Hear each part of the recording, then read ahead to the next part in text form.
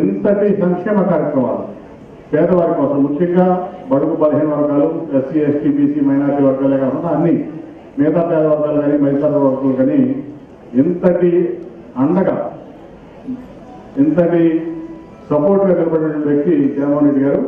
కాబట్టి మేమందరం కూడా కోరుకునేది ఒకటే, ఎన్నో పెద్దలందరూ చాలా మంది చెప్పారు అనే విషయాలు నాకు రిపీట్ చేయదలుచుకోలేదు. నేను నిజంగా ఈ పథకాలు మళ్ళీ కొనసాగాలంటే జగన్మోహన్ రెడ్డి గారు ఖచ్చితంగా మళ్ళీ ముఖ్యమంత్రి అవ్వాలి. నాకు తెలుసు చంద్రబాబు గారి దగ్గర నేను 9.5 ఏళ్ళు ఎంపీగా పనిచేశారు.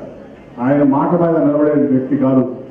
ఇప్పుడు మొన్న ఈ మధ్య బాబు షూరిటీ భవిష్యత్ గ్యారెంటీ అని ఒక కొన్ని ఇది తీసుకొచ్చారు మినీ మేనిఫెస్టో టైప్లో. నాకు తెలిసినంత వరకు బాబు షూరిటీ ఓన్లీ ఆయన కొడుకు మాత్రమే గ్యారెంటీ, ఇంకెవరికే లేదు.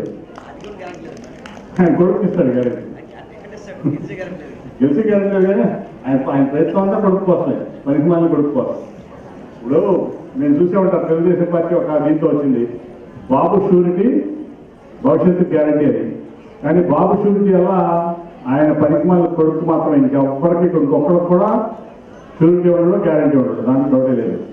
కాబట్టి మనందరం కూడా జగన్మోహన్ రెడ్డి గారిని సపోర్ట్ చేయాలి. ఖచ్చితంగా ఆయన మళ్ళీ ముఖ్యమంత్రిగా చేసుకుంటేనే ఆయన చెప్పిన మాట ఎంతైనా సరే ఎంత దూరమైన వెళ్ళి దాన్ని నిలబెట్టుకుంటాడు.